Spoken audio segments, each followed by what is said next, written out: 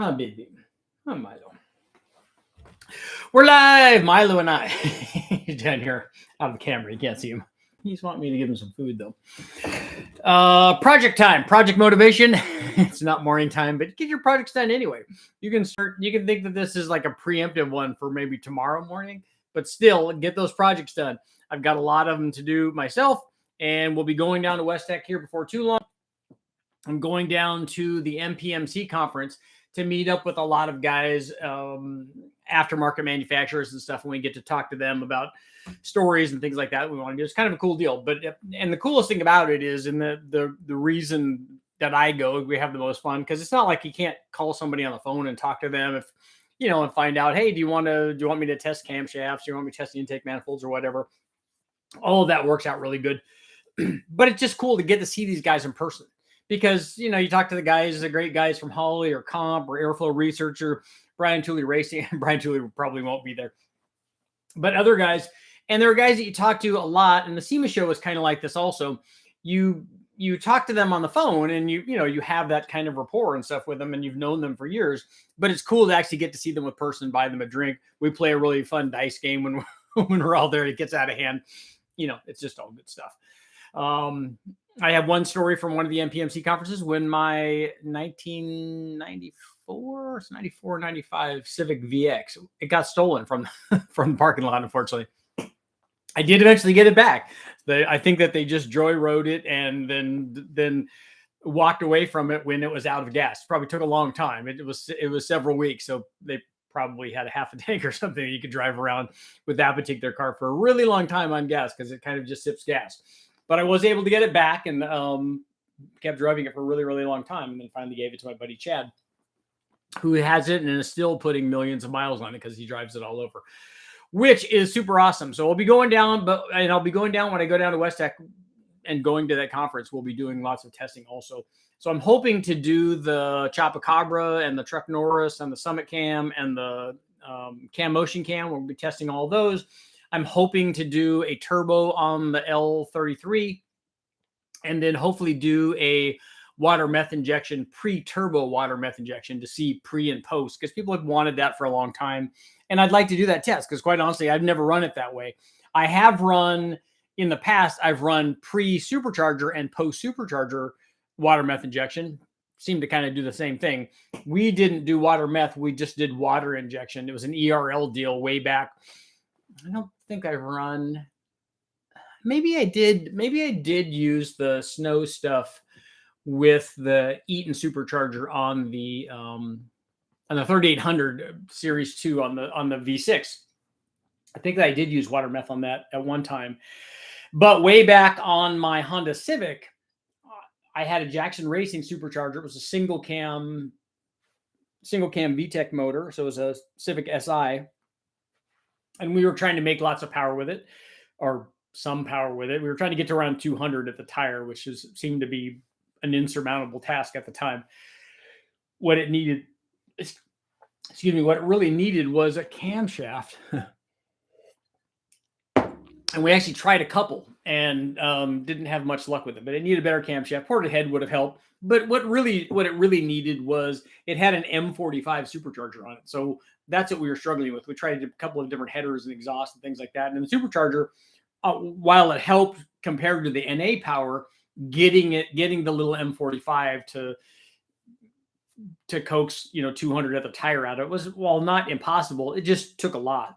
And then we got to fairly high boost levels, 13 pounds or so.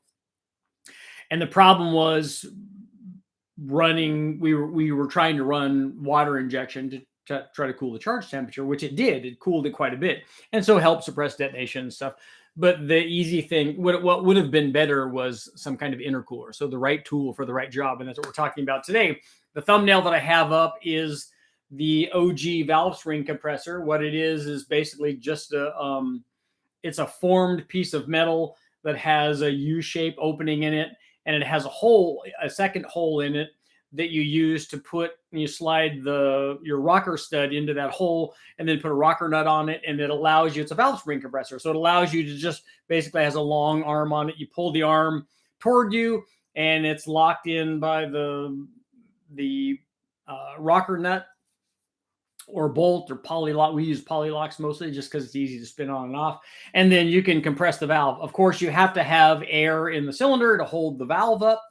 And we normally, before I work with valve springs at all, whether I'm using a pneumatic compressor or hydraulic or a manual one, or we have a big one that has a big screw on it, before I do any of those, I always take a metal hammer, some sort of metal, and I always give a good tap on all of the retainers, the edge of all the retainers. You're not trying to break it. What you're trying to do is the keeper and the retainer become lodged together. So a lot of times when you push the retainer down, which you do with this tool, push the retainer down, it just wants to push the valve down, because retainer, and after,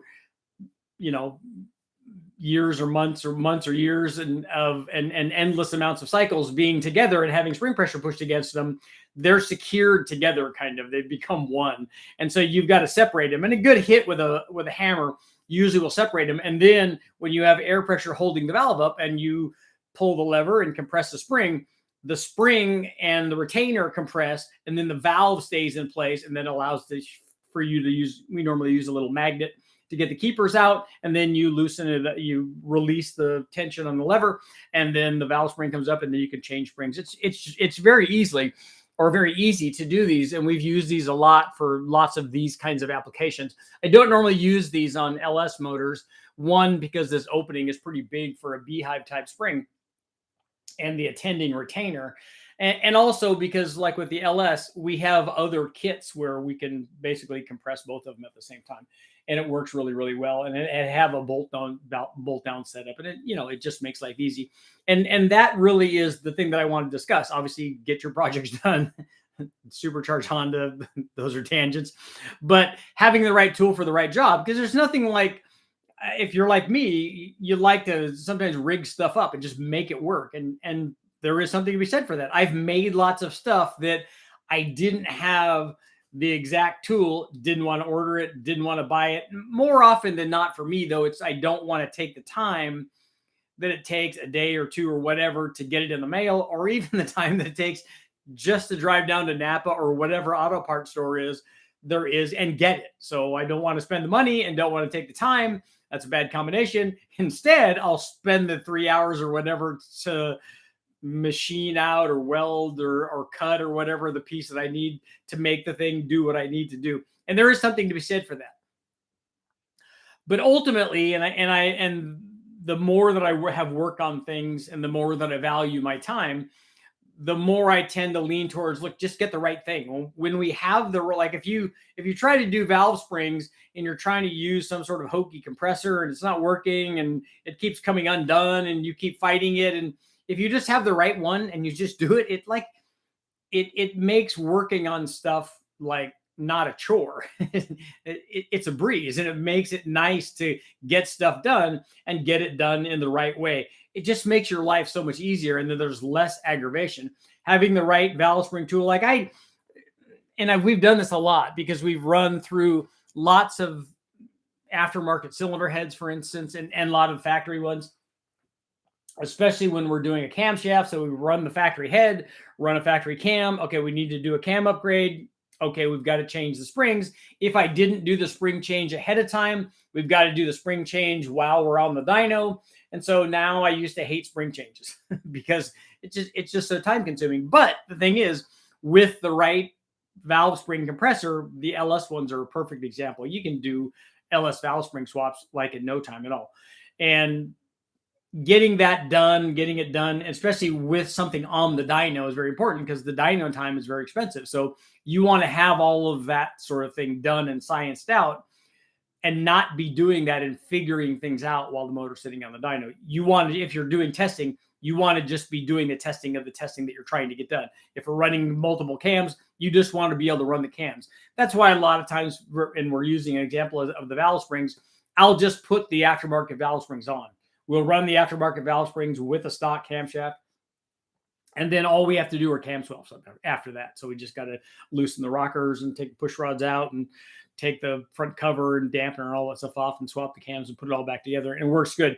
But sometimes we are forced to do, and this is a this is a good example of that. Sometimes we're forced to change springs. What will happen is we'll run the motor, and it seems to run perfectly well, and then all of a sudden, blah, that's exactly what it sounds like. It sounds terrible when you get into valve float. And if you happen to have an air hat on it, which is cool, you can also see valve float. It's very evident because the airflow no longer goes up, it goes down. And so it's pretty evident. I mean, you can hear it. And the thing that's interesting about valve float, and I remember thinking this the first couple of times I saw it, I looked at it and thought, well, if we put valve springs up, we know it's going to cure that point where the curve was going up and then it just dropped sharply down. We know it's going to cure that. It's not going to do that. You see the same thing with when I did the videos I have up on spark plugs. When you cure misfire, so like when you have a boosted application and you have too much plug gap in it and you run it and you don't have enough spark energy to jump the gap, and you narrow the gap and you fix it, you go from, the motor will be revving up and then all of a sudden it won't anymore. Especially on a turbo motor, because if you get misfire, you lose power in that cylinder, and then that is compounded by the fact that you have less exhaust energy to the turbo. Now the turbo's not doing the thing that it's supposed to do. So it just gets worse and worse and worse.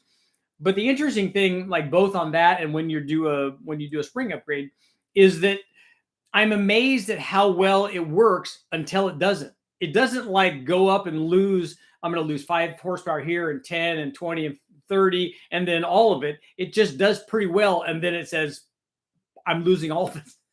So I remember thinking, oh, this is going to be cool. I mean, it's going to cure the part where when we're doing a valve spring change and using the proper tool, when we do that valve spring change, it's going to cure. We're going to make a lot more power. No, you're actually only going to make more power where the problem occurs, and maybe a little bit before that. But it's amazing that all the way up it works, and then all of a sudden it does not work. And that's what's happened more often than not. And that's why we use these valve spring compressors, and that's why using the right tool makes life a lot easier, and it's so much faster. For instance, when we're doing a cam swap, and I'm going to show you what we're doing now and how I could make it even better by using the right tools, because I'm not, and I've been doing this for years and years and years. So like when I do an LS swap, I take the plugs out just so we can rotate the motor. I take the coil packs off. I take the valve covers off. I undo the rocker arms, pull the whole rocker assembly off. Sometimes I'll take the push rods out and just lay them in the valve cover. Then we have to take the water pump off, have to take the damper off, have to take the front cover off, take the timing chain off after we put it at TDC, take the cam retaining plate out, and then I rotate the cam and I listen when I'm rotating the cam, make sure all the lifters go up. If the motor's kind of new, that's never a problem. The new lifter trays will almost always hold the lifters up. This is where junkyard motors become problematic. When the tired lifter trays, if they're really bad, they'll allow the lifter to rotate. We had that happen on the 4.8, which is not good. But if they're really high mileage, have lots of heat cycles in them, and have had the lifter go up and down inside the bore of the tray, literally thousands and thousands of times. So it wears out and gets sloppy. And that's what allows the lifter to rotate if it gets really bad. Even if it's not bad, the lifter will go up and no longer be held in there. So it'll go up and then just slide back down. And when you're turning the camshaft and doing a cam swap, you either have to slide the lifter tools or dowels in there to hold them up, or you take a chance. That's why I spin it and listen. I'm like, okay, all the lifters went up and none of them drop back down. You can hear where the lifter drops back down. You spin it, and then when you spin the cam out of the way, then the lifter will drop back down on the heel portion of the cam, and you can hear that that's a fairly good distance. But as you're taking the cam out, a lot of times, because of where the lifters are, you have to rotate the camshaft to miss some of this stuff. And when you do that and you're making contact with the lifters that are questionably held in place, it's easy for them to drop. So hitting them will aggravate that situation. So again, having the right tool. And after going out to watch the guys at Brian Tooley, they made life a lot easier on cam swaps, because obviously they're testing lots of cam swaps in their stuff.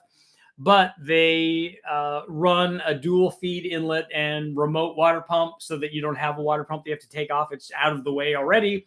They have a 2-piece front cover. They have a dampener, because the one that I saw had like a truck dampener on it, and you had to notch it just a little bit so that when you take the top piece of the two-piece cover off, then you can take the timing gear off, then you could slide the cam out. Otherwise, the cam would hit the dampener. So it's a pretty good system. I would like it if the dampener was just keyed and it just slid on and off. That way you could take the whole front cover off. That way you could make sure that you see down and you could line it all up. I just feel a little better about it that way. And then you also wouldn't have to notch the dampener. Or the other option is, instead of that truck dampener, use the smaller dampener. And I think it was a truck. I don't think it was a Corvette, but you could use a small ATI or whatever. And then that would be good. And if you're going to do that anyway, you could just put a pin on it. So all you have to do is unbolt it and just slide the whole thing on and off. Lots of dampers like a Honda is like that. It's not a press fit. It's a key dampener, and it's a zero fit, and it just pulls right off once you get the bolt out. But the damper bolt is like the LS. It's on there seriously tight. So again, having the right tool for the job is very, very important. So I'm going to go ahead and ask our poll here. I got to answer a call here.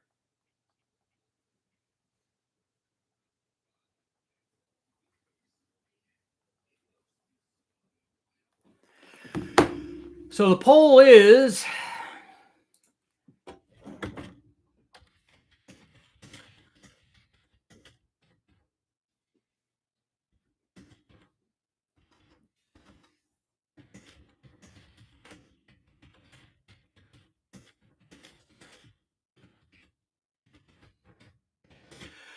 okay, the question is, have you ever used that OG spring compressor that I used in the thumbnail? Have you guys ever used that for anything? My camera's flipping out again. There we go. So that will be our poll. And we'll see what you guys got going on. Do a burnout. No, I need to know something, please. What do you need to know? Made it for once. Been working a lot lately. Good to see you. Getaway. Good to have you here, man. Everyone from NC, North Carolina. Perfect timing. Do some coils. I have a 6-pack TBI. I'm building a 2001 Crown Vic P71 for 1,300 horsepower, at least attempting to. MHS stage 3 head, stage 2 turbo cams, 76 millimeter turbo micro twins. A single 76 is probably not going to do that unless it's a real one. Like the 76, it was called the 76 that I had from Precision, probably would do 1,200 as a single. Middlebrock Victor Jr. intake. I haven't ever tried that on the mod stuff. That all came out after I did all my testing. Victor Jr. intake, modified fuel rails. I'm lost on what injectors are compatible. Please help me. I don't know what injector height works with that because I've never looked at that intake manifold in person. I've never looked at the intake manifold and fuel rail that you have. But we use all different types of fuel injectors on our stuff. We just would space the mounting bracket up or down.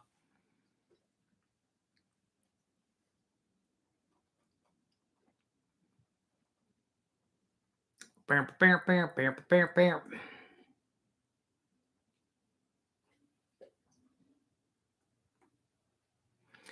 much power will roller rockers add to a 6-liter with medium comp cam heads that have been shaved? Probably nothing. The rockers that you have on there are already roller rockers. They're not roller tips, but they're roller fulcrum. And that's where you gain most of the frictional change is in the fulcrum and not in the tip. So unless you change the rocker ratio, probably not. If it already has a cam in it, you probably already have the lift and stuff that you need. I wouldn't recommend putting aftermarket rockers on an LS anyway. Factory P71 ATM, I would assume EV1 and no 93 pump for a bit till I'm comfortable with the horsepower. Yeah, if you want to choose your injectors, you need to do a couple of things. You need to look at whatever your harness is. Like with the Holly harnesses, we just put the harness that we want for the injector that we're using. We have EV1s and EV6 harnesses, and I think others as well. But those would be the two that we would pick more often than not. On a factory harness, if you have a harness and it's set up for an EV1, then you need to use that style plug. There are lots of injectors that fit with that plug style, or an EV6.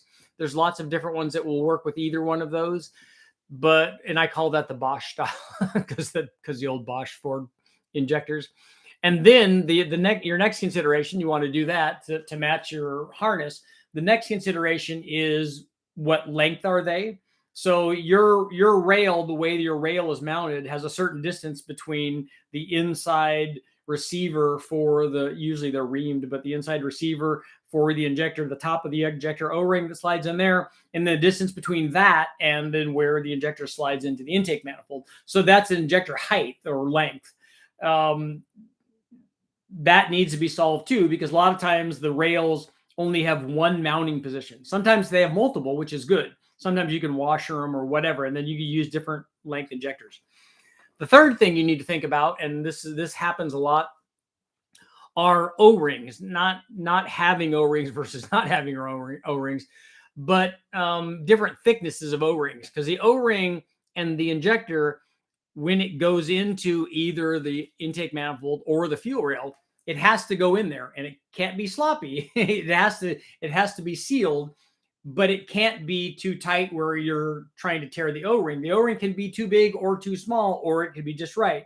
And there's a range of just right that will still work.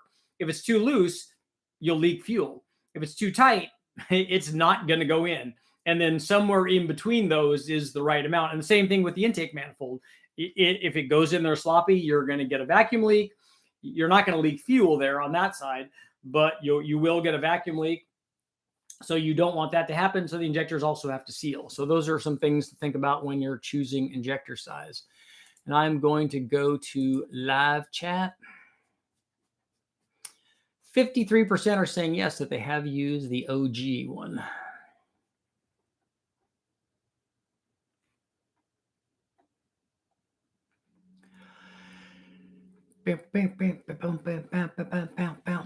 Just ran into today on a generic generator. The valve seats were uneven from the factory.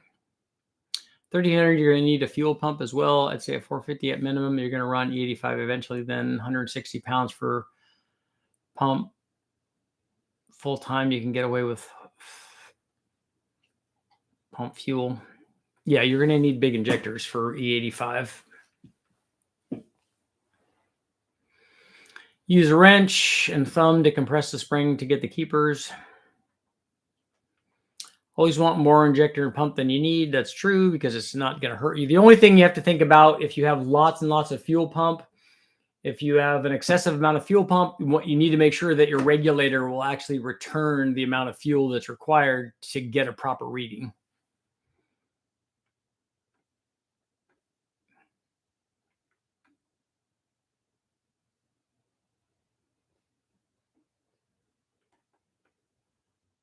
Just got my 540 pump in the mail today. I've been fighting fuel problems a while now, but that will max out the turbo. Good.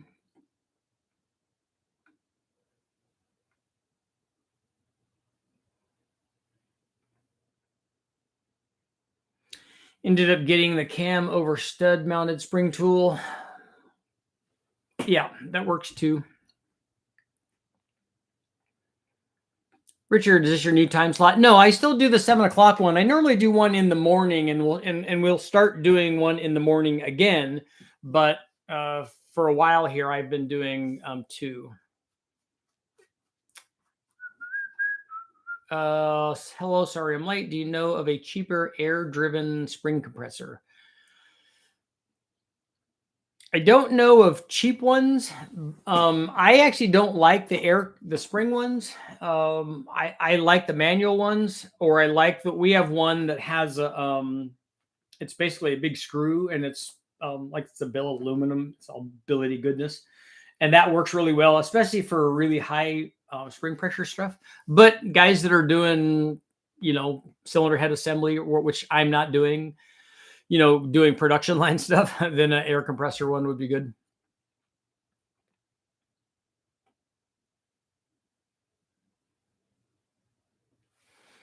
Kevin, what lift do you feel the roller tip would be recommended for an LS? If you have a powdered metal guide, that becomes less critical, but a 617, 624 lift, I think, is still in the range of lots of guys use that with a stock rocker.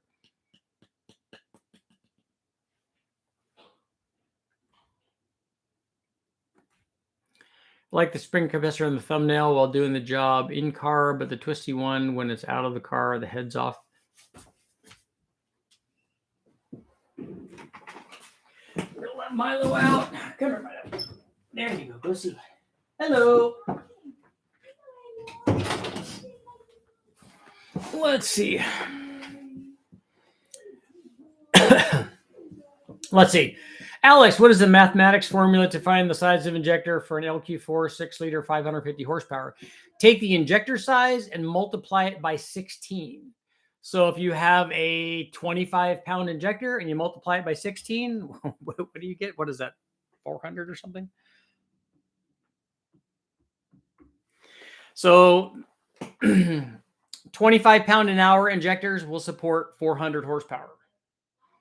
It starts going up dramatically as we get more and more, obviously. And if you double that, 50-pound injectors will support 800 horsepower. And this formula works for NA motors.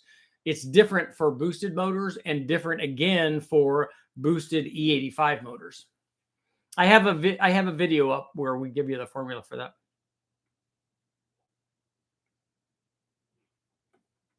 My life is starting to revolve around Richard's live feeds. Dude, come on, get a life.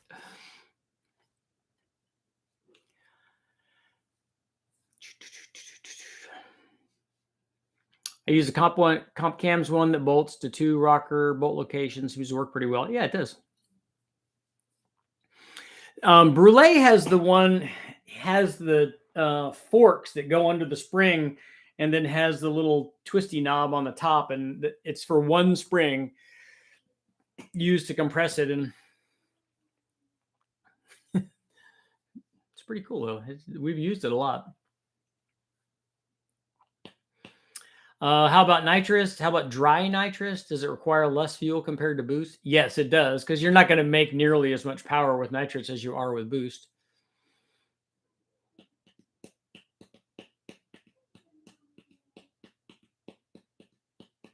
But the injector has to be bigger than it does NA, though. Do you have a recommendation for a good trunnion bearing upgrade for stock LS? There's no way for me to give you a recommendation on that because I've never done any testing on any of them. But I think the key is having a trunnion upgrade, especially with a high mileage stock rocker. Lots of people have good ones.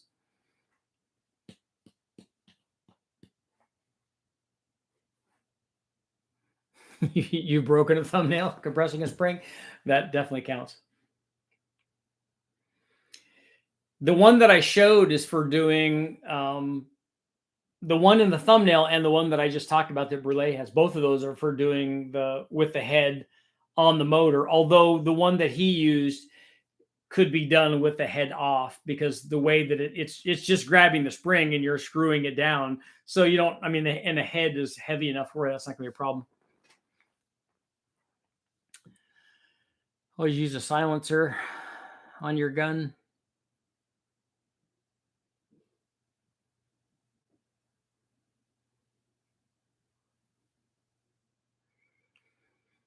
KM, when you come here, don't use the word thoughts when you ask a question. It's a pet peeve of mine. I have a Melling trunnion upgraded rockers. They used to be made in the USA. Those are good. The China ones they sell now, I have no clue. I don't know. I don't know, like BTRs or Texas Speeds or Comps or whoever has their own versions of these. And I don't know the bearing one, the bushing one. I just haven't tested them. So there's no way for me to give you the kind of evaluation that I like to give you. Like if you ask me, what does the Truck Norris cam do? I could just take a graph and go, it does this. Here's what the stock one does, and here's what this one does. I don't have an opinion about it. This is what it does. And the only thing that I would have is an opinion about these trunnion upgrades. I just like to recommend them, whoever you're using. mostly because your factory trunnion on the trunnions that I get on motors that came from the wrecking yard are going to have 100, 200, 300, 400,000 miles on them. Probably time to give them some kind of love. Richard, have you tested high compression with short duration cams? Yeah, you can do that. You just have to have the combination of timing and usually octane to go with that. I just want a Truck Norris cam and a small turbo. That's a good combination. That we know that cam, like every cam, we know that cam works with boost. Provides a good torque curve, and so it would work good with if you want to combine that with a small turbo that then is also responsive. That's a good tool. There's a kit to upgrade your existing rockers. The tips and cups are still in good shape. That's the other thing to think about is when you're taking a look at doing a trunnion upgrade on them, flip the rocker over, look at the tip of the rocker, and also look at the pushrod cup. If it's really, really shiny in the pushrod cup, I would look at the attending pushrod also because it's probably worn out or football shaped.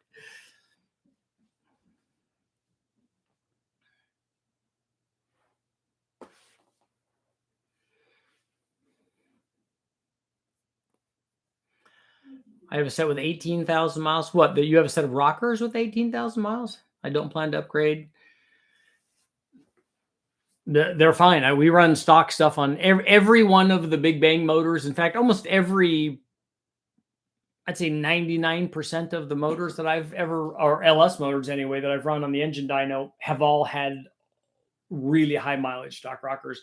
For me, I have boxes of stuff that from motors that we've disassembled, stuff that's old grungy LS stuff that hasn't yet been cleaned. And I just take those out and we'll put them in one of the salad bowl air cleaners, but one without the hole in it. And we'll just clean them all up. And then I'll put them on. I'll put them in oil and I'll just put them on. It's not that I'm going to the store, to the GM dealership and buying brand new rockers, because it's going to cost more than the whole motor cost. So we just put those on, and so far worked pretty well.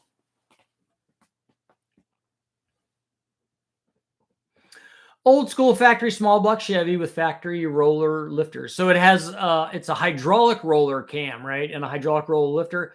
How big of a cam can you run before you need to upgrade those? Pretty big. I don't know what you mean by big. Are you talking about lift? Are you talking about duration? Are you talking? I don't know where the only issue that you'd have with lifters is that if you had a whole bunch of spring rate, that could be problematic for the lifter, which is not usually the case with a hydraulic roller application. The only other thing that you could run into is if the camshaft is so big with the amount of lift that it has and the combination of the lobe lift. Well, no, the valve lift wouldn't make any difference because that would be your rocker ratio. But if it has so much cam lift that it's pushing the lifter up into the lifter guide or dog bone or retainer, but I honestly don't ever remember measuring that. I'd like to kind of see now what that is on the LS, like put it at the base circle and see where it is, and then see where it is with 600 lift, and then see how much more room we have before the lifter comes in contact with the lifter guide. I don't know what that number is though, not off the top of my head.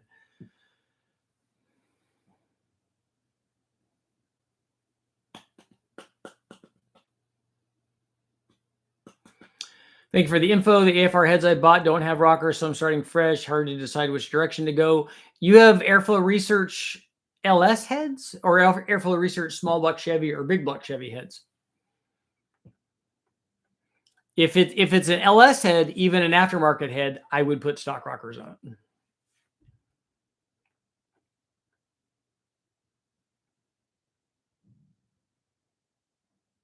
Have you ever seen a dyno graph for an engine that was turbocharged through carburetors and a roots blower? So you want to have like two turbos feeding the carburetors into a blower.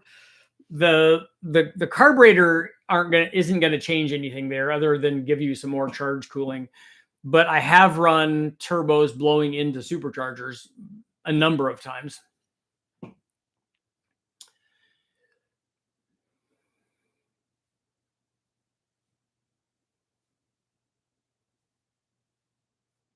LS head, L3 mongoose head. I'd still run whenever we run even any aftermarket head. We always run stock rockers on it, unless I am doing a specific rocker test, which every time I've done a rocker test, you run into valve float issues with unless you have enough valve spring.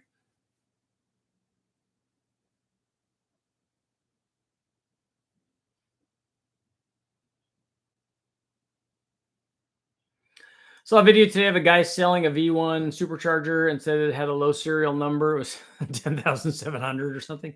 It's not very low. I mean, I don't know how many they've made, so maybe that is low.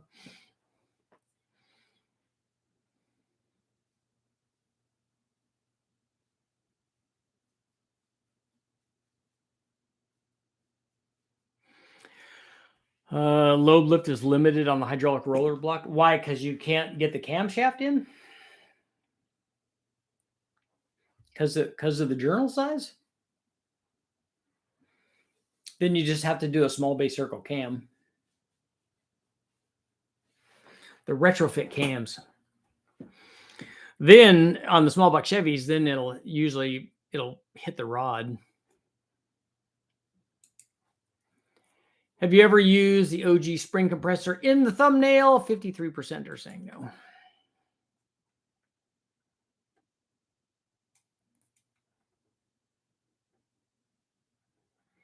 %. I used that spring compressor a lot when I was doing 5-liter Ford stuff way back in the day.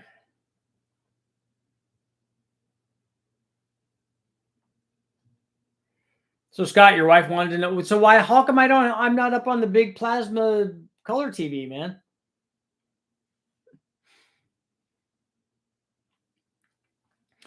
Are you going to boost your Fox again if you go with a 5-liter? Yeah, it has to have some kind of boost.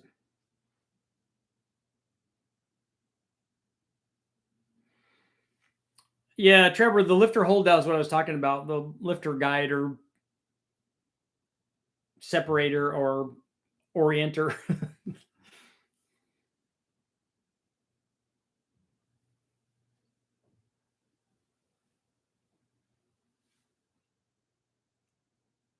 That's right. Wall size.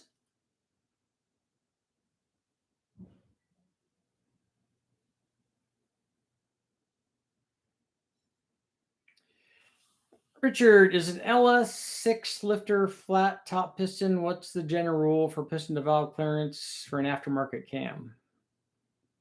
LS 6-liter flat top piston? Well, are you putting an aftermarket head on it? Because you're putting an aftermarket head on, the valve drop on that head is definitely going to be different. And on the different factory heads, the valve drop is going to be different on those as well. But generally speaking, somewhere in the low to mid 230s at 50 is where you want to be on intake duration on camshafts for available piston to valve clearance. I haven't done anything on the Trophy 4-cylinder yet. I haven't talked to the gentleman about that to see how the machining is going. I think the machining's done, but we might be waiting on the camshaft.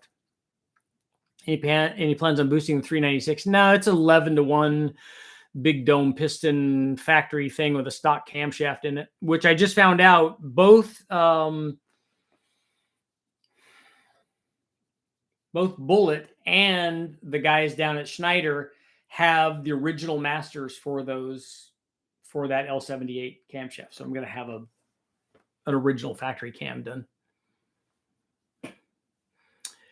Special agent, I had to clearance the rods running a retrofit cam in my 383 by quite a bit. Yeah, that is problematic.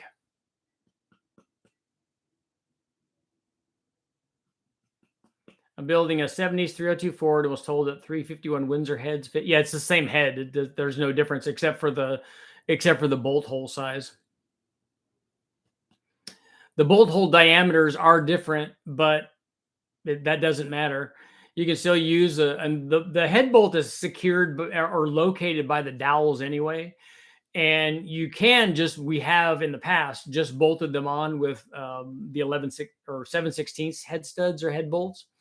But you can also, they make washer spacers, adapters that slide into your 1/2-inch head bolt holes.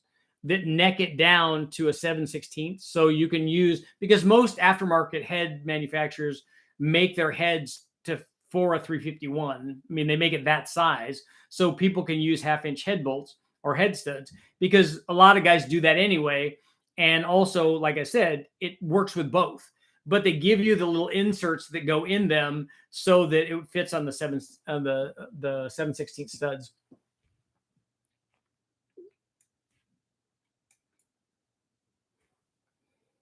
This is the early show, Scott.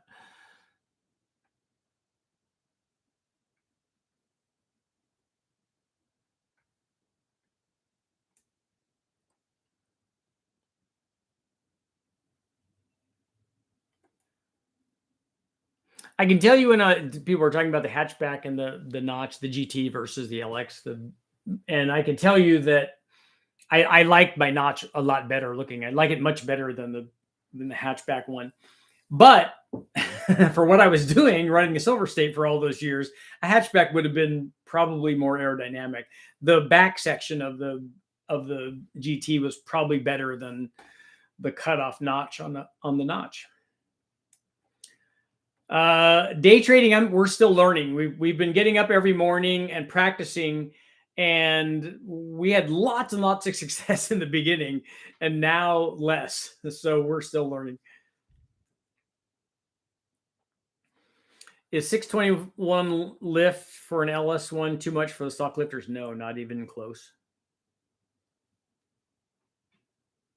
What block is used for a Ford 347? That's a 302 block.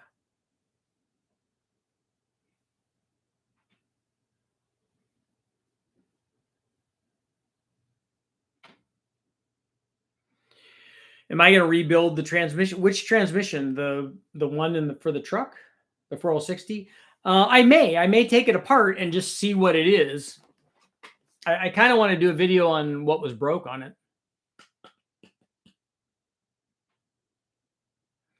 I believe the 351 with Fox rods and pistons, but you have to modify a few things to make that 347. A 347 is a 302 block with a 3400 stroke and a 4030 bore. So it's definitely the 302 block. I've never seen anybody try to make the 351 smaller, but I mean, I guess you could. L78 was rated at 375 or 425 in the 65 Corvette. So we want to see what it made, and there's going to be a discussion on factory power ratings and all that. Did you see Steve Morris tore down the Mullets motor? I did not. I haven't watched that. Steve's a sharp guy. He definitely knows how to make power. I haven't heard from Dan. Maybe he's on vacation. I'd actually like to go out and see him. He's not too far away.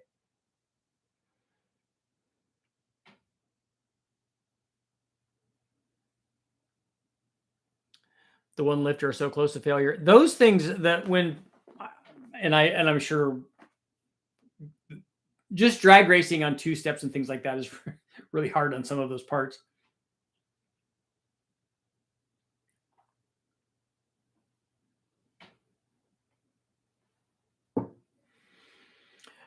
That's the cool part about being a guy like Steve Morris, is when you take stuff apart, being able to identify not just broken stuff, because it's pretty easy to see the rollers off the lifter or that it's chunked or whatever, but being able to determine, hey, look, this thing's kind of on its way out. It wasn't there yet. Those are good catches.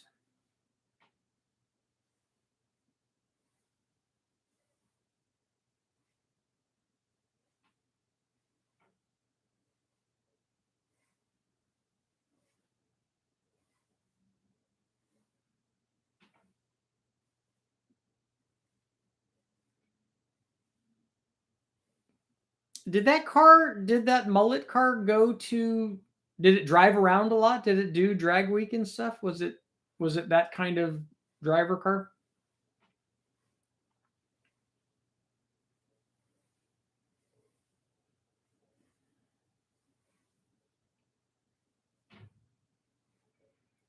Moody Blue So you want me to pick an engine? I wouldn't do that. I wouldn't choose one or the other because it would depend on a lot of other things. It would depend on a lot of what I'm trying to get done, what car it was going in. If I was going to build a Trans Am, it would be a Pontiac. But I probably wouldn't build a Pontiac for my Mustang. I probably would build a Ford or maybe an LS. So it would depend a lot on what kind of thing it's going in. If I want to do a Chevelle, I probably will get a big block Chevy, not because that's the only good motor, but I just think that for me, that just seems to be the right one. That's the one that speaks to me.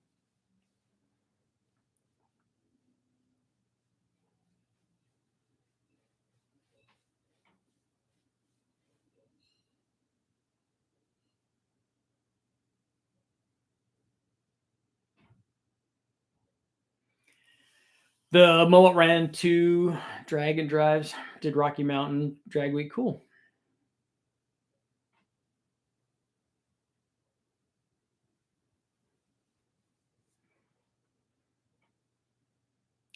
Kazi had a big block 4. Mark Sanchez would certainly go for that one, although he would build a 429.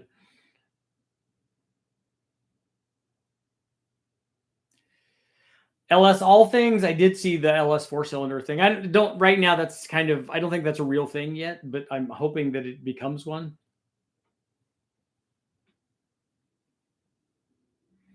Richard, what engine and trans would you put in your Fox body? I don't know. I haven't decided that yet. In anything from a stock 302 and a T5 to put it back in it and get it running and have it drive around, to an aluminum LS. I have a T56 also for that, so that would be a good combination.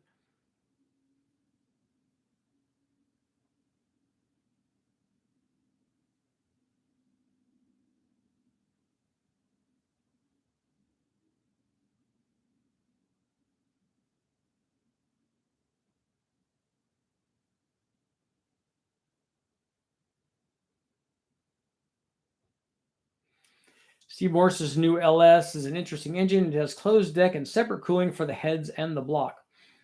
I kind of want to do that on the, not probably won't separate them, but I kind of want to do that on the 2.2 liter Dodge.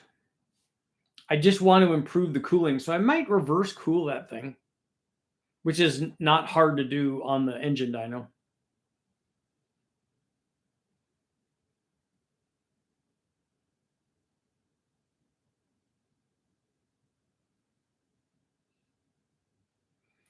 Put the new Mustang Dark Horse engine in your 5-liter. Is that the electric one?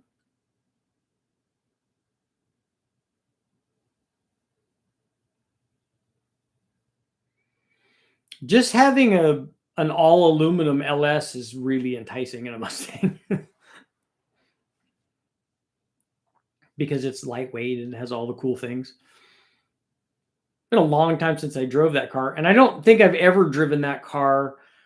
I did a suspension story on it a long time ago, although I'd really like to do a suspension story with the guys from Maximum Motorsports. They do fantastic stuff. They did a suspension on my 4.6. It was a 98 4.6 GT that I had as a project car for Muscle Mustangs way back. And their suspension stuff is really, really good. And I would like to have their suspension on my Fox car, and have an aluminum LS in it would be cool with a tubular K member and all that stuff. And I've never driven my Mustang, my 5-liter, with any of that stuff on there. Now it had suspension stuff on it, but it had the factory K member. It had boxed arms on it, and I think different sway bars and shocks and springs and stuff, but never something that was done right. And those guys know how to do it right.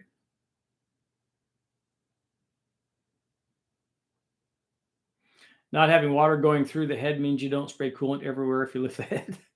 I think the head should have coolant in it.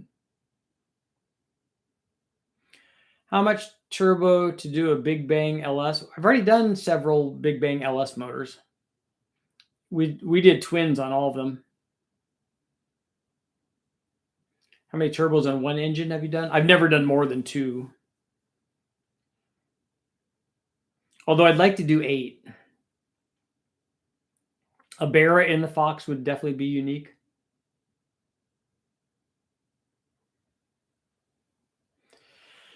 Richard, I'm wondering if an LS 6-liter piston can be made to work in a small block Chevy. I don't know. I never looked to see what the pin height difference is. I don't know what the compression height is on an LS. You could run coolant in the head, just not through the block and the head gasket. But why wouldn't I want to run coolant in the block?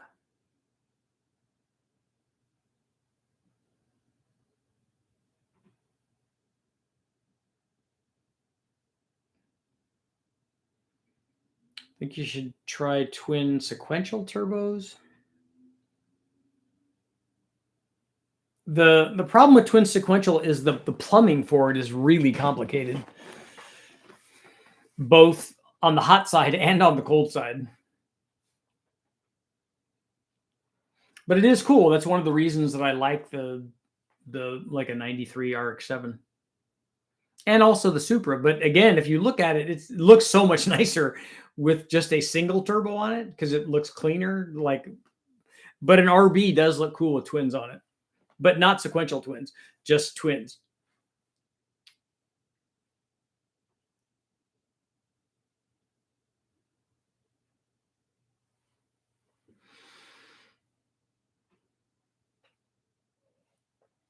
What I'm trying to do on the Dodge block is not make it into a race motor. I'm not interested in that. The filling the block and all that stuff is not where I'm going. I just would like to make sure we have good cooling on all the cylinders.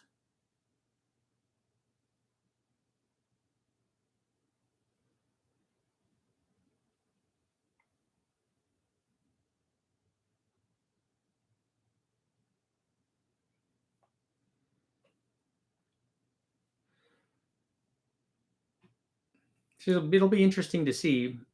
I'm excited about doing the 2.2 turbo stuff, and then we'll just be learning. Well, hopefully it runs and does the thing that it's supposed to do. So on the 2.2, which is just the early block with the small cylinder head bolts and stuff, we'll get to do a lot of testing with that, and then the 2.5 will be a little more thorough and powerful deal.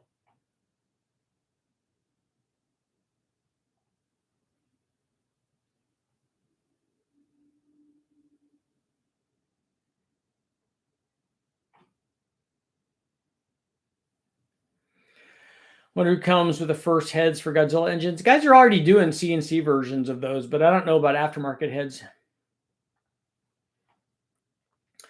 Do you prefer one head gasket over others for a twin turbo street LS? I've used the Felpro stuff on almost all the Big Bang motors, and then also recently the factory LS9 head gasket on stuff, and all of that works.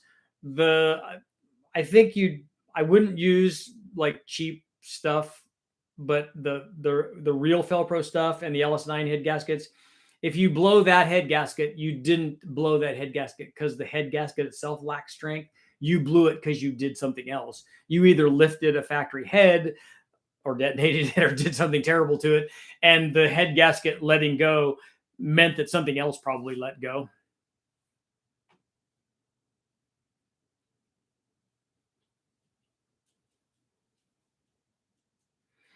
Reuse head gaskets. We reuse head gaskets all the time, but I generally reuse head gaskets when they're new and the motor is new.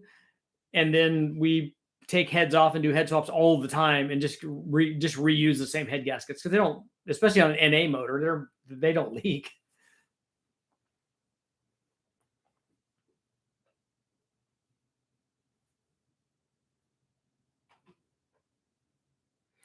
Comantic has the small bore LS9 gaskets now. Yeah, the Felpro has 3 or 4 different like off the shelf deals where you can get different bore sizes, and then with the different bore sizes, you can also get different thicknesses too.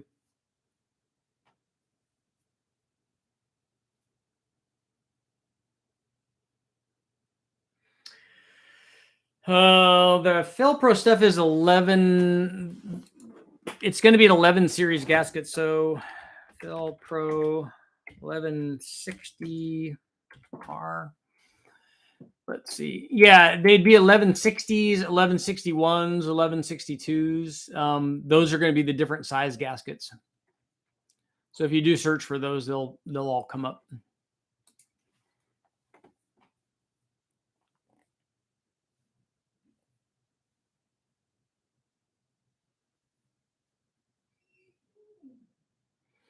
Could not find a stock bore size gasket for a 7M GTE, so I went 40 over. That's not an issue. A lot of times the head gaskets, like if you look at a big block Chevy head gasket, the head gasket is actually sized for the combustion chamber and not the bore size.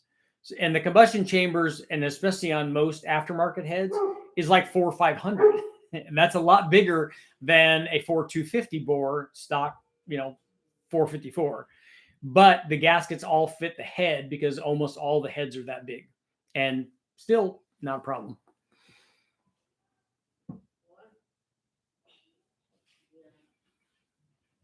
So we'll go ahead and close out our poll at 54% saying no, that they have not used that spring compressor in the thumbnail. 46% have, though.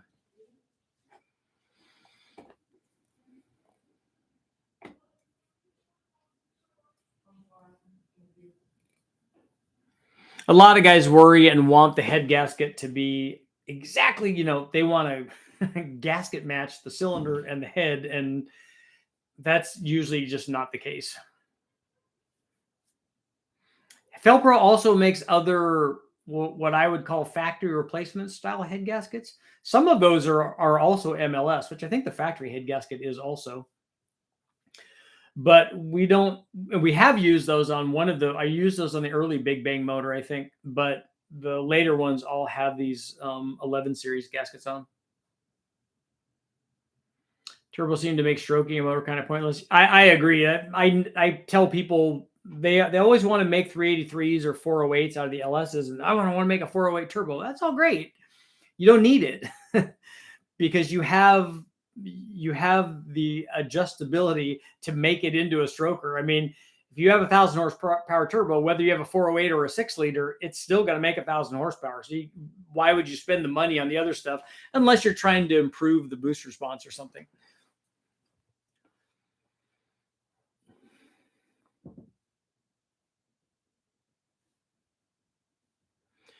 I've O-ringed race motors. Yeah, I've seen guys do that. Use copper head gaskets and like stainless O-rings and stuff, and you can do that. Thing is that we, after doing 1,500 horsepower or whatever on the Big Bang stuff, I just don't see the need to do that.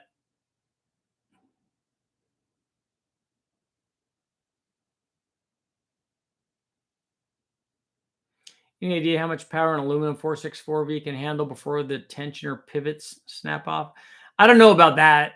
Are you really putting the power isn't putting load on the tensioner? That's probably going to be more RPM or chain slop on the tensioner.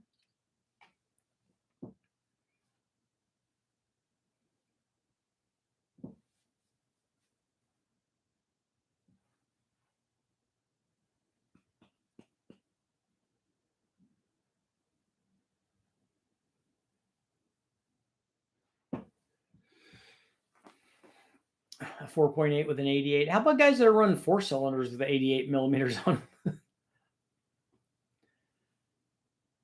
Have you tested the Truck Norris on a 6.0? No, I haven't. But guess what it will do? The same thing.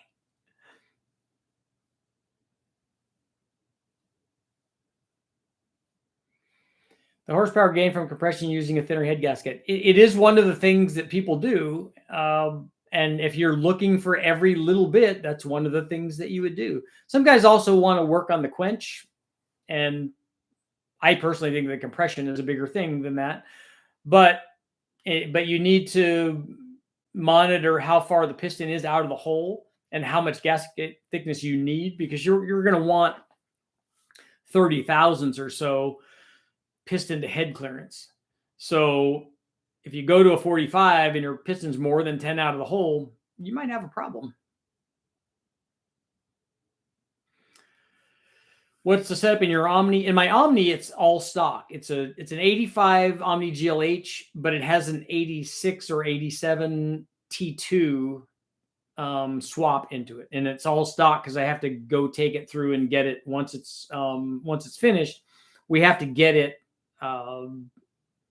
take it to a ref station and get it like emission certified, and then. But we're going to do lots of testing with the 2.2 and the 2.5 on the engine dyno.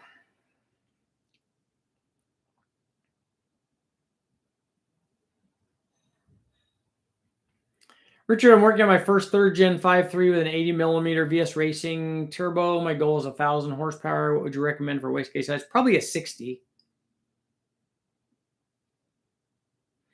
The Truck Norris cam is a good cam for a turbo LS. I have videos up on running it with the turbo. We ran that one and ran either the Sloppy Stage 2 or the best cam. Both. I think there's a Sloppy Stage 2, the turbos.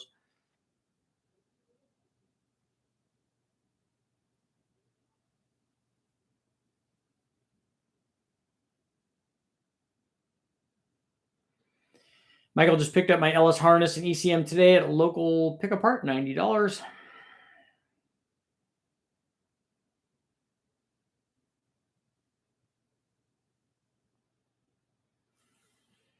Herschel, if you're running, you'd need 1,000 cc's or bigger for your supercharged 426 Hemi for 1,000 horsepower. Depends on the fuel that you're going to use, but somewhere near there. You can make 1,000 NA with, let's see.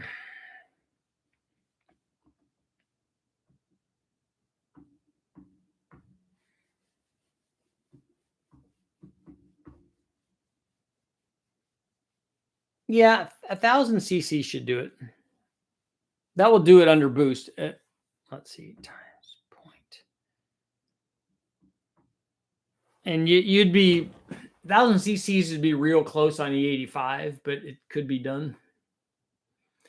Need a Spirit RT twin cam in it? Nope. Don't want a T3. Only want a T2. It's got to be an 8 valve. 80 pounders are big enough for 1,000 horsepower, but not on E85. Head gasket recommendation for a 40 over 6 liter. One of the Felpro units.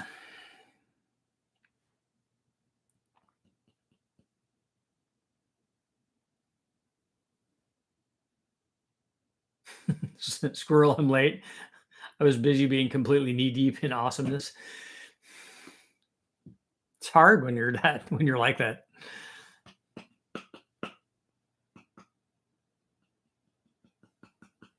Mike's in the house. Yep, got to be an 8 valve. Because if I was going to put a 16 valve motor in, quite honestly, I would put a K series in it. A K20 or a K24 and a 6-speed transmission. That'd be pretty sporty in an Omni. I still want to do that. I kind of want to do it in a Horizon, even better. But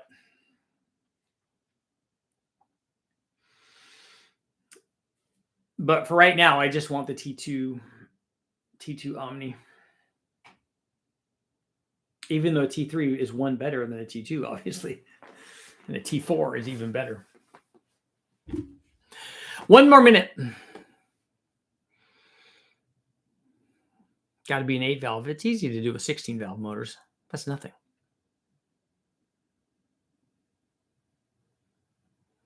On a 70s 302, is it worth getting pistons and modern narrow low tension rings? If you buy new forged pistons, they're going to have a ring pack that's going to have that anyway. So you could put that on there. Richard, would you do a twin turbo and 390 FE? I think you should. If you're asking for my opinion on what you should do, yes, you definitely should. I've never even run an FE on the engine dyno. 5.3, 450 horse, 420 torque from Summit. You could go to the wrecking yard and get a complete 5.3 and then buy cams and springs and have that kind of power. A cam and springs.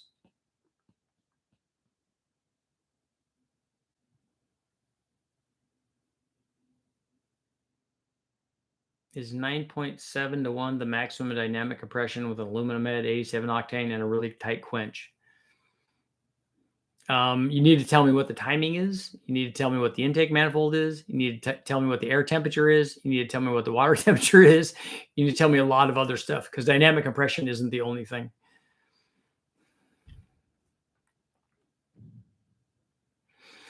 Have you ever done any testing on 3-liter Yamaha show Taurus motors? Yes. On the chassis dyno stuff way long ago, I was there when the show shop was open and they were doing all kinds of testing on them. They ran blowers on them, 3.2 motors, ported heads and cams and all kinds of stuff. So they had cams ground for them. And they work really well. They make good power, and they rev. You could rev the heck out of them, which would kind of be fun to do. Maybe I should get a hold of Vadim, who used to own that shop, and ask him if he even remembers some of that stuff. That would be kind of cool. And on that note, it's time to go. Thank you guys all for showing up. I will be back tonight in a few hours, in fact.